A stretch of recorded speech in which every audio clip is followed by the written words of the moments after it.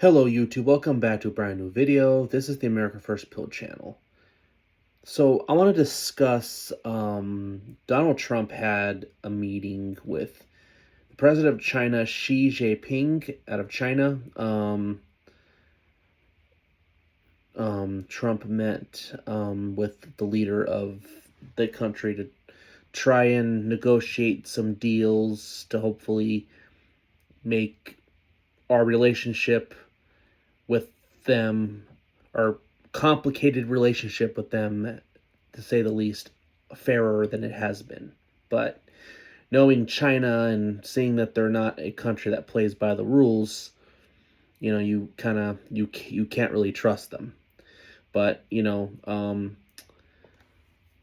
Trump, I think, is the best we've had at handling China, that stood up to China. So I don't think there's anyone else that could do that. So, but we need to talk about this trade deal, though, and we need to be skeptical because, there's some good things in here, but I also want to talk about the concerns we should be having and wondering if did Donald Trump sell out. For example, he's talking about on Fox News about, from 300,000 Chinese students now raising up to 500,000. So what did Trump have to give up basically to, it's like it seems like in order to have this deal, he has to like give up, sell out the, American college students for Chinese students. So did Trump have to do that to get a deal? It's just weird to me, but here's what the deal talks about. So it talks about the agreement. This is supposed to be historic. It includes Chinese commitments. This one's a good one. Halt the flow of processors used to make fentanyl in the United States. Okay, well, yeah, that's a huge one. Effectively eliminate China's current proposed export control on rare earth elements and other critical minerals, end Chinese retaliation against U.S. semiconductor manufacturers and other major U.S. companies. Okay, those are good. Open Chinese market to the U.S., to soybeans and other agriculture exports. Yeah, that's a big one because Chinese, it's like the West opens itself to China, especially, and it's like China unfairly keeps their market so closed, and it's like we can't even compete because of it. So the fact that he got them to agree to allow some open to do that, that does help a lot, actually. So those for those, I think those are good for sure, especially on the fentanyl. China and Mexico are the largest importers of fentanyl, so that's a big one.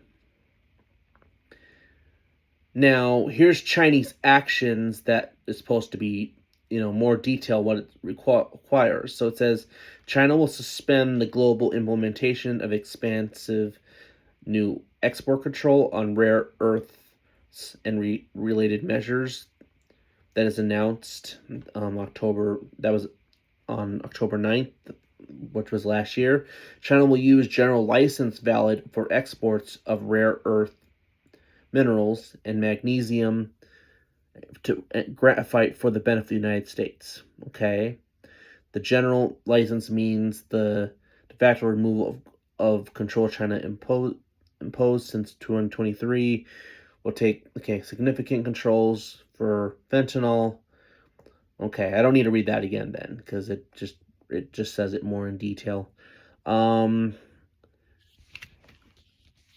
think the important one here, okay, the tariffs are a big one. He's lessening some of the tariffs. It says here that China will suspend all relative tariffs that that has been imposed since last year. This includes tariffs on vast swath of U.S. agriculture products, anywhere from chicken, wheat, corn, cotton, and veggies, fruits, and these type of things. China will suspend and remove all regulatory non-tariff countermeasures taken. Okay, China's listening to certain American companies on its end user and unreliable entity list. Okay, so I think we're lessening the tariffs as well with this deal. We had to agree to that, but I think it says, oh, the United States will be keeping tariffs, will be lowering the tariffs on Chinese imports to curb fentanyl flows by removing 10 percentage points of the cumulative rate.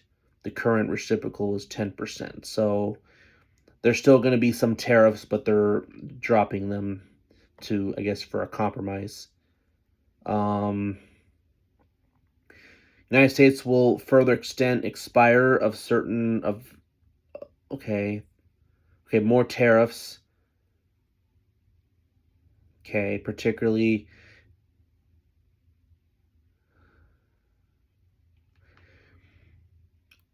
now it says securing another win for the American people. Now,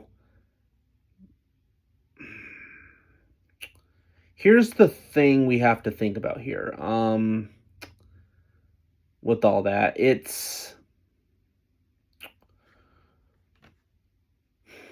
looking at this deal, it seems to be allowing China to purchase land. Now, I don't know if it's guaranteed, but because of this deal, it makes it harder to ban them from owning foreign land.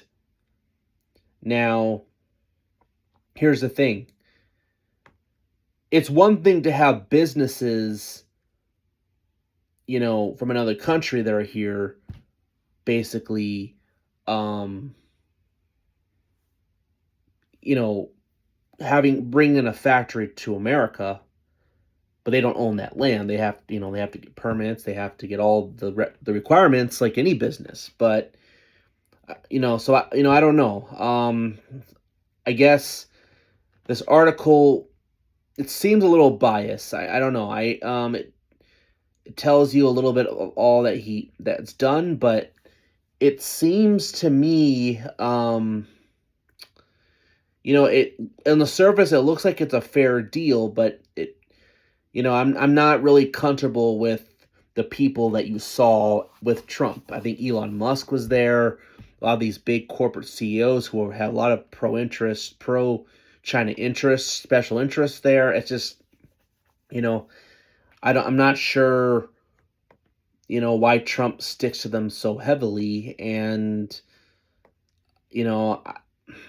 we need to be tough on China. And I think Trump is trying to do this diplomatically, where we're tough on them, but we're not trying to nuke each other, which I know the neocons want to nuke them. They rather, have more division than have somewhat peace, because I do think with China being a superpower, I understand we want to try to catch up to them and I know there's this concern that while they make deals with us, they also subvert us at the same time. They want to subvert the world because they want to be the top dog. And, Trump really believes that it's for us to remain competitive with China, we have to invest in these things, even with AI. That, maybe Trump is serious about that, but, I have a hard time trusting Trump now because he no longer stands up to the people that don't have good faith and don't have America interests at heart. This one he might. I think he may. But, I guess he doesn't stand up to a lot of his admin or advisors. And Trump can be very naive. So, so I'm not sure about that. I mean, I think maybe with Trump, because Trump is tougher and they at least respect Trump, it's going to be hard. I think they'll kind of honor the deal because eventually they'll be kind of forced to. But the problem is if a Democrat gets elected, they're gonna not honor the deal. They're gonna do it already, even with Trump, but they're not gonna honor a deal they don't a country with the leader they don't respect. And this is why China is cannot be trusted. They also, you know, grow. They also are infiltrating by growing illegal weed farms in states. I think Maine and Oklahoma were examples of that. So they do subvert us. And I think the only concern I have with um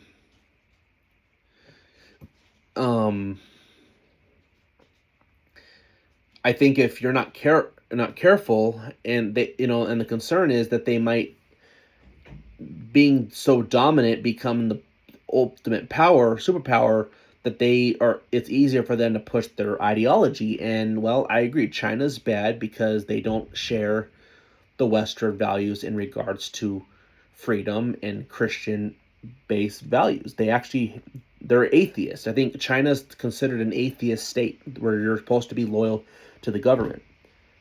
They don't allow any religion actually in China.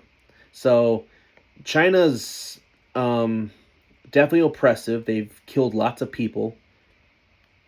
I mean, over the years. But I do think in order to prevent war, and so we can kind of at least try to remain somewhat competitive with them if they want us to work with them, I do think we kind of have to share power in a way. And or else, if we're too power hungry, we're going to it's going to lead to more war. So I don't know. A thing I have an issue with this though, I have the vibes here that I feel like this deal it doesn't talk about this in here, but it seems in order for them to agree to Trump deal, Trump had to admit more Chinese students and potential visas. I mean, that's a strong one, because it's like, okay, you have to implement your immigrants.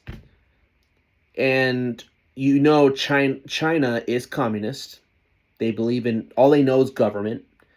They don't believe in the free market because they're not Western. So are they just students, or are they going to be staying here and then voting in our elections, eventually making us in our own country potentially like China? And I think a lot of our leaders want to be like China. When they claim, oh, we got to catch up to China, they want to be China because they want to use AI and things to weaponize against us. So I don't know. It almost seemed like Trump had to sell out young people in order to make this deal. So it's kind of weird to me with that. So, I don't know. I guess I don't hate the deal, but I don't love it either, because of what we had to give up for it. And now young people are kind of feeling sold out. They can't even go to their own universities because, they're easily taking foreigners instead of Americans. So, that's where, I think Trump has really lost the issue on this. I know I don't know. For example, he's on Hannity, and it's like, if you want to see university system die, take 500,000 people out. I don't think Trump realizes Americans want the university system to die at this point. Their kids are not learning anything. They're being indoctrinated. They poison the minds of young people. And, well, if you have to rely on foreigners to stay open, then maybe you should not be open then if you can't get your own Americans to go to those schools. Of course, I think they can, but they don't want to because they make more money with foreigners. So I don't know, that comment there makes me a little uncomfortable with wondering, is that what Trump had to give up deep down to have them compromise with us? And it's like, so I don't know, I don't know. I just don't know anymore. I guess I don't love the deal. I don't hate it either, but I think there's some good parts in here for sure. But I mean, this is the problem um, when you have to rely when you are working with a country that doesn't play by the rules. So I think what needs to happen going forward is, if this is the reality that Trump has to do in order to make a deal, I think whoever's president needs to basically make it where, if it requires college students, then I think you should raise the price on universities for college students to a sky high. Make it where it's better to just bring in Americans. We have to get it where, because right now it seems the university system is being incentivized over the years to bring college students, and I think it needs to be incentivized to bring in Americans over foreigners. So if the reality is, so just like the raising the fee on the what do you call it, the H-1B visas, I think tuition should be basically forced to go up, meaning that universities have to pay the extravagant amount if they think those are more worth it. That's, to me, that's the only way you can curb it. That's I guess, the more moderate approach right now. But people are not happy about that, especially, I think I don't know many people who like that. I mean, I don't. China's an enemy, but it's just, this is the reality. So, I don't know. What do you guys think about this deal? I'm gonna link it at the bottom, but I got it from White House Gov. That's the best source I could find. But I just not a big fan with who Trump has been surrounded by, and I also feel like, in order for, it also seems too, it seems China has reaffirmed Iran cannot have a nuclear weapon, and it sounds like they're siding with Trump on that. They're siding with us on this whole conflict. It seems more they're kind of more going towards us, and it's like, well, is that another thing we've had to give up in order to get China to side with us? So it's almost like we're having to give up freedom to them. So anyway, I don't know what to think, but I don't know. What do you guys think about all this? And if you like this channel, please subscribe, hit bell for notifications. America First Pill channel out.